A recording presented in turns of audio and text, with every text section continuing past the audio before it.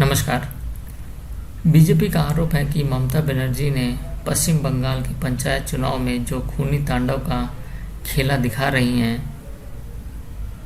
उसके बारे में सुधांशु त्रिवेदी जी की प्रेस वार्ता सुनिए। स्वागत है।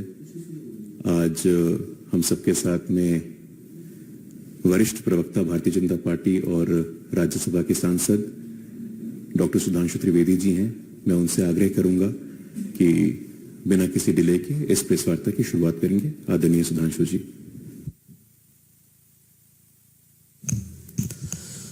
मित्रों, आप सभी जानते हैं कि पश्चिम बंगाल में पंचायत चुनावों में जिस प्रकार के विचलित करने वाले दृश्य निरंतर दिखाई पड़ रहे हैं, वो लोकतंत्र के प्रति संवेदना रखने वाले किसी भी व्यक्ति को व्यथित करते हैं। हिंसा का जो तांडव दिखाई पड़ रहा है, ये कष्टकारक है, दुखद है और मन में आक्रोश भरने वाला है। बंगाल की वह भूमि जहां कभी रविंद्र संगीत सुनाई पड़ता था, आज बम के धमाके सुनाई पड़ते हैं। भद्रलोक के विमर्श के लिए विख्यात वह भूमि आज हिंसा का तांडव देख रही है। और उससे अधिक दुखद है वहां के सरकार की असंवेदनशीलता। भारतीय जनता पार्टी के कार्यकर्ताओं पर जिस प्रकार के हिंसक और प्राणघातक हमले हो रहे हैं, 25 से 30 ऐसी घटनाओं की तो हम लोगों के पास सूची है जिसमें गंभीर रूप से हमारे कार्यकर्ता घायल हुए हैं और उनके ऊपर प्राणघातक हमले हुए हैं। उससे भी अधिक चिंता का विषय यह है कि राज्य के निर्वाचन आयोग के द्वारा इन सारी घटनाओं के प्रति एक निहायत ही असंवेदनशील और गैर जिम्मेदाराना रवैया इख्तियार करना, जिसकी वजह से न्यायालय जाना पड़ा और न्यायालय के हस्तक्षेप के बाद स्थितियों पर नियंत्रण लगाने का प्रयास किया गया। पश्चिम बंगाल की सरकार, पश्चिम बंगाल की पुलिस जिस प्रकार से बर्ताव कर रही है, यह देश के लोकतांत्रिक और चुनावी इतिहास में एक बहुत काला अध्याय है। एक फैक्ट आपके सामने रखना चाहता हूं कि अंतिम दिन तृणमूल कांग्रेस के 40,000 से अधिक लोगों ने नामांकन किया और पश्चिम बंगाल में 341 ब्लॉक हैं। 4 घंटे के अंदर यदि 40,000 से अधिक लोग नामांकन करते हैं केवल 341 ब्लॉक में, और इसमें तो अन्य भी दलों के लोगों ने नामांकन किया है अंतिम दिन, ऐसा तो नहीं है कि सिर्फ तृणमूल कांग्रेस ने किया है, लेफ्ट ने भी किया है, कांग्रेस ने भी किया है, हमने भी किया है।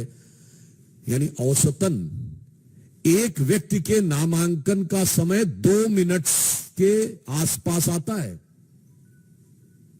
अब व्यवहारिक दृष्टि से समझा जा सकता है कि सरकार और राज्य की चुनाव आयोग के दिशा निर्देश में काम कर रही चुनावी मशीनरी कितनी ईमानदारी से काम कर रही है।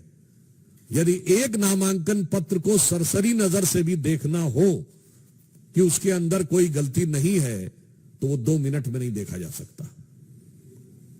5, 7, 8 मिनट तो आपको देखने में लगते हैं। इसके बावजूद इस गति से हुए नामांकन ये दर्शाते हैं कि सरकार किस प्रकार से व्यवस्था को हाथ में लिए है। और मैं पूछना चाहता हूं, जो लोग कहते थे कि democracy is almost finished in India, so I want to ask them a categorical question that the level of violence which has been witnessed in West Bengal, the democracy is flourishing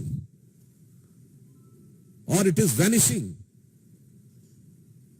ये लोकतंत्र का उद्भव दिख रहा है या तिरोभाव दिख रहा है? और जिस प्रकार से नामांकन की प्रक्रिया का मैंने उदाहरण बताया, क्या ये लोकतंत्र का उपहास नहीं है?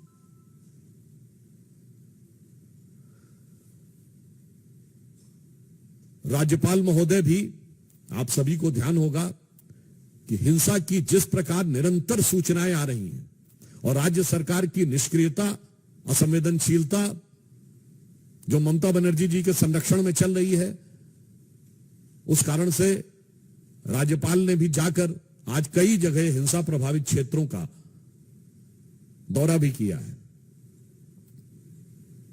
मैं यह भी बताना चाहता हूं कि इस प्रकार के घृणा, हिंसा और प्राण घातक हमलों के दौर में भी भारतीय जनता पार्टी के 50,000 से अधिक कार्यकर्ताओं ने अपना नामांकन किया है। यानी इन प्रतिकूल परिस्थितियों में भी भारतीय जनता पार्टी के कार्यकर्ता पूरी दृढ़ता के साथ, साहस के साथ उस जुल्म और ज्यादती को सहते हुए लोकतंत्र की लड़ाई लड़ने के लिए आगे बढ़ रहे हैं। और मैं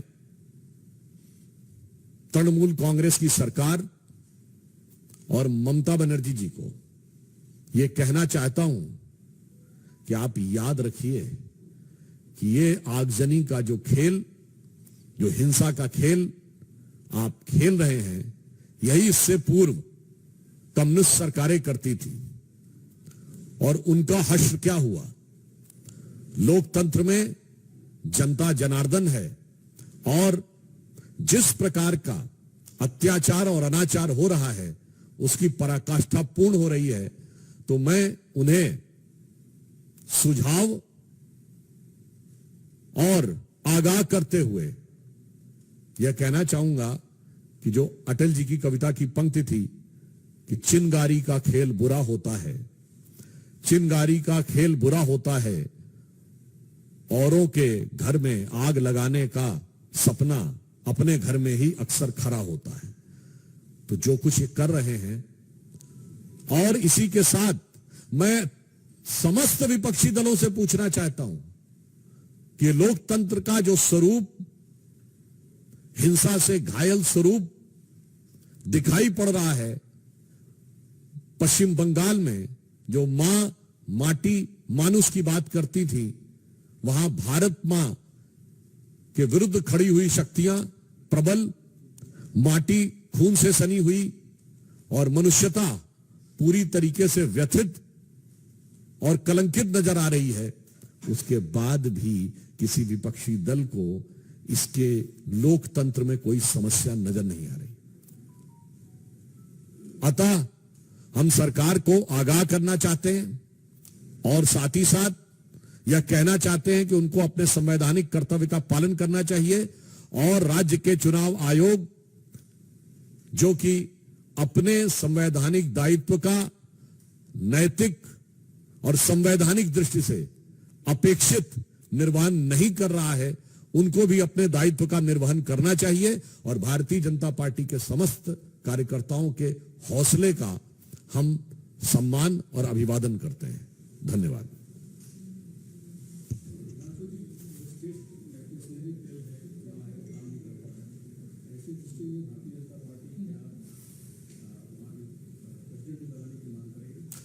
देखिए, चुनाव की प्रक्रिया चल रही है और आप सभी को विदित है कि चुनाव की प्रक्रिया के समय चुनाव आयोग के ही निर्णय सर्वोपरि होते हैं।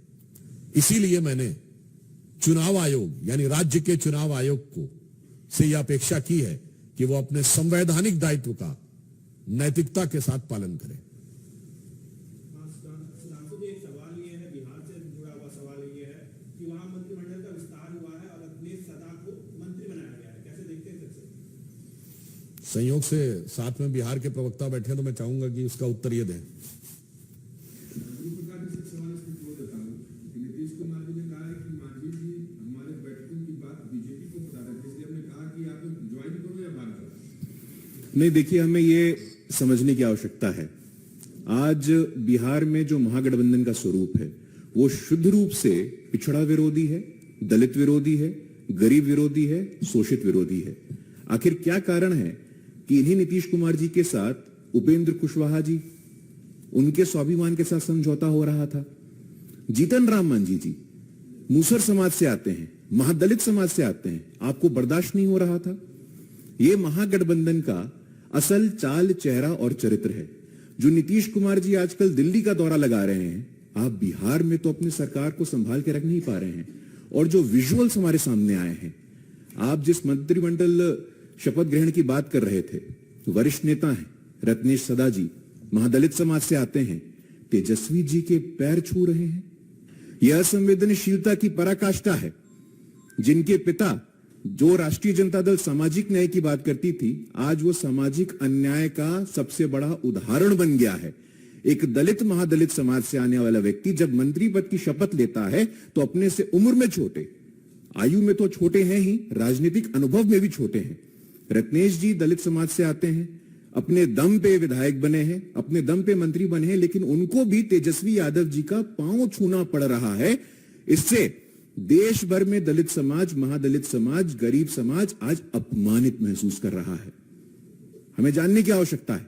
ये वही लोग हैं जो जातिगत जनगणना की बात करते थे, लेकिन सामाजिक न्याय के नाम पे शुद्ध रूप से आपने अपने आप को और अपने परिवार को आगे बढ़ाया है। डिप्टी सीएम तेजस्वी यादव जी, मंत्री कौन? तेज प्रताप यादव, राज्यसभा कौन? मीसा भारती, नेता कौन बनेगा विधान परिषद में? तो माता बनेंगी। आपके सामाजिक न्याय की कल्पना में आप परिवार से आगे गए नहीं और आए दिन दलित, महादलित, गरीब शोषितों का अपमान कर रहे हैं। ये देश देख रहा है, दलित समाज देख रहा है।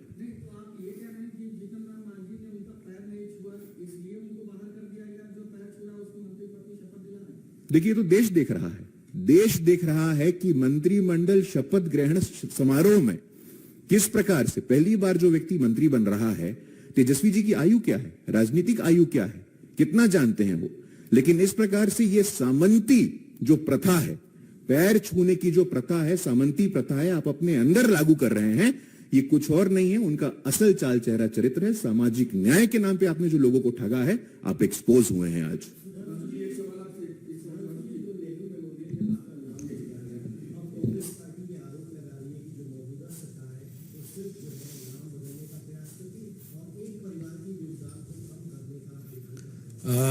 मुझे इस बात को लेकर बड़ा आश्चर्य है और थोड़ा मैं क्षुब्ध हूं।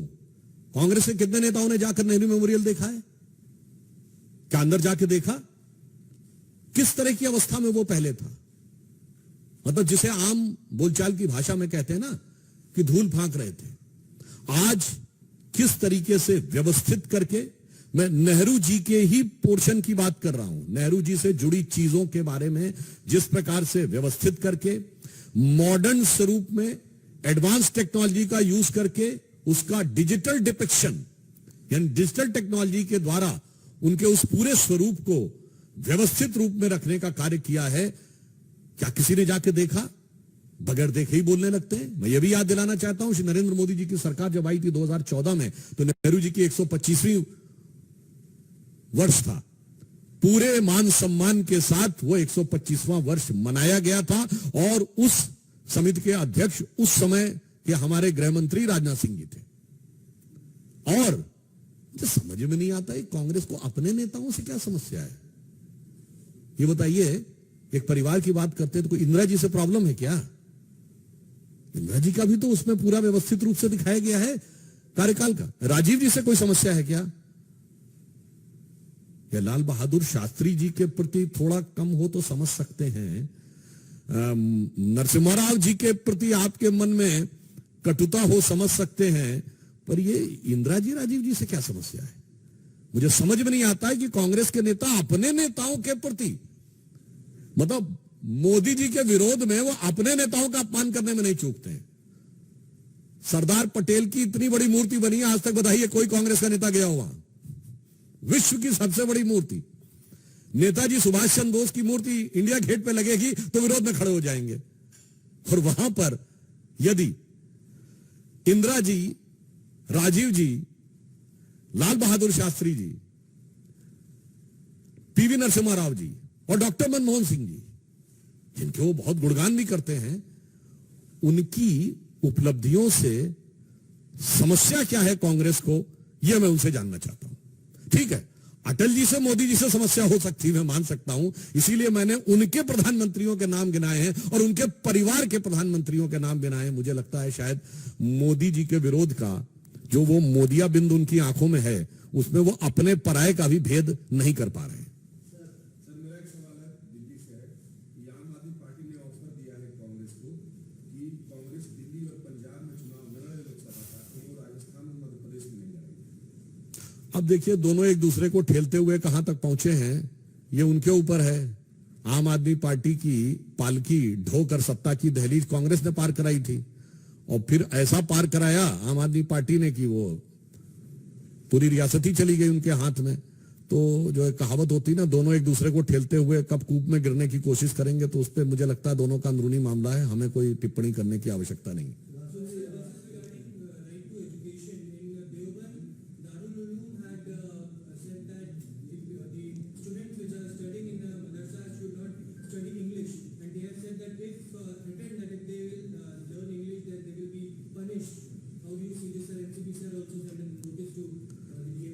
I think it is for the entire country and the community in particular to think that if advanced education, science, various languages, mathematics are to be told and taught in a proper manner to their students or not.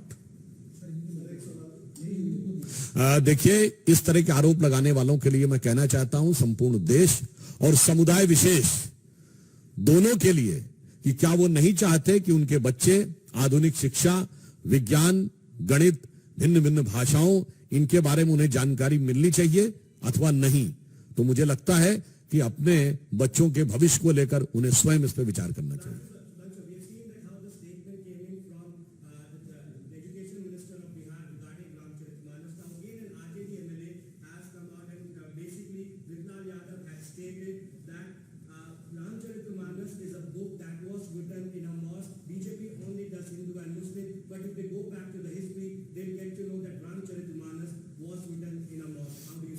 वैसे सब लोग जो बहुत ज्ञान देव पाणे बन जाते हैं, उनके लिए मैं ये कहना चाहता हूं कि आपको पता है रामचरितमानस में लगभग कितने शब्द हैं?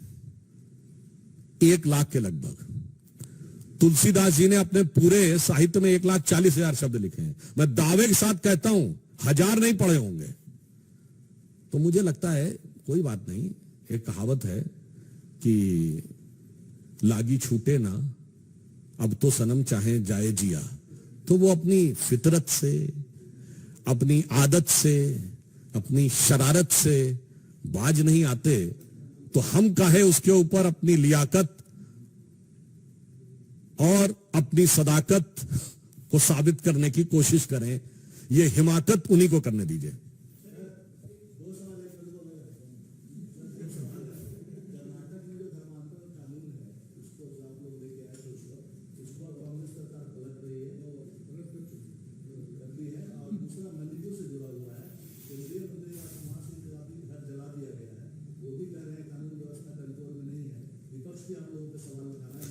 देखिए, मणिपुर के विषय के ऊपर केंद्र सरकार पूरी सतर्कता और संवेदनशीलता के साथ नजर भी रखे है और हर संभव प्रयास कर रही है। आपको याद हो कि जैसे ही ये मणिपुर की हिंसा शुरू हुई थी, केंद्रीय गृह मंत्री आदरणीय अमित शाह जी कर्नाटक के चुनाव का प्रचार छोड़कर सीधे मणिपुर पहुंचे थे और वहां पर जाकर बैठक भी ली थी। और जो आपने दूसरा प्रश्न किया, मैं सिर्फ ये कहना चाहूंगा कि धर्म को राजनीति से जोड़ना और राजनीति के चश्मे से धर्म को देखने का जो प्रयास है विपक्षी दलों का, उनको इससे बाज आना चाहिए। ममता बनर्जी ने कहा है जो 24 परगना में हुआ है वो अपोजिशन पार्टीज ने किया, इसलिए उनकी पार्टी को नहीं एडमिट करना। और दूसरा एक सवाल है, केसीआर ये कह रहे हैं कि यूसीसी पे ये जो आप अलग अलग धर्म गुरुओं से मांग रहे हैं ओपिनियन, उनको मठों पे रहने दीजिए, बाकी लोगों। देखिए, पहले मैं कहना चाहूंगा कि 24 परगना के विषय के ऊपर ये कौन बोल रहा है? राज्य की मुख्यमंत्री। राज्य की मुख्यमंत्री यदि उनके वक्तव्य को सही माना जाए कि तथा कथित रूप से विपक्षी दल यानी हमारे लोग कार्रवाई कर रहे हैं, तो उनके वर्कर्स को रिटेलिएट करना पड़ रहा है, तो उनकी पुलिस क्या कर रही है? भजन कर रही है क्या वहां? ये अपने आप में मुख्यमंत्री के द्वारा अपने संवैधानिक दायित्व को निर्वहन न करने का स्वीकारोक्ति है। और ये इस प्रकार के आरोप वो हमारे ऊपर पिछले 10-11 वर्ष से लगाते रह चुके हैं। मैं पूछना चाहता हूं कितने मामले में उनकी सरकार ने कोर्ट से कन्विक्शन करवा दिया? 12 साल। और आरोप आप लगातार लगा रहे हैं, नहीं इन्होंने किया, हमारे पास सबूत है। क्या सबूत था? इसलिए वास्तविकता यह है कि यह दमनकारी सरकार है। और ममता जी को याद रखना चाहिए, उन्होंने स्वयं कम्युनिस्टों का वो दमन झेला था, तब भारतीय जनता पार्टी ने उनकी मदद की थी। और आज वो खुद जो कार्य कर रही हैं, जनता ने वो सबक कम्युनिस्टों को भी सिखाया था। और जो कार्य तृणमूल कांग्रेस कर रही है, तो समझिए वो अपने तृण और मूल दोनों में मट्ठा डालने का काम कर रहे हैं। देखिए, जो उन्होंने कहा, देखिए यूसीसी की जहां तक बात है, अनेक राज्यों ने इसके ऊपर अपना निर्णय लिया है। विधि आयोग ने यदि अपनी किसी कार्रवाई के तहत कोई सुझाव मांगे हैं, तो ये एक सामान्य वैधानिक और प्रशासनिक प्रक्रिया है। इसमें किसी को कोई आपत्ति नहीं होनी चाहिए। और जहां तक उन्होंने धर्म गुरुओं की बात कही, तो हम ये कहना चाहेंगे कि ये तो वो पार्टियां हैं जो सबसे ज्यादा किसी पर्टिकुलर मजहब के लोगों के सामने जाके कदमबोसी भी करते हैं, सिजदा भी करते हैं और समर्थन भी मांगते हैं। और आज से नहीं मांग रहे हैं, 40 साल से मांग रहे हैं, भिन्न भिन्न। मतलब मैं उनकी पार्टी नहीं थी 40 साल से, मगर गोत्र तो वही है ना, इसलिए मैंने बोला। बहुत बहुत आभार और धन्यवाद आप सबका। धन्यवाद।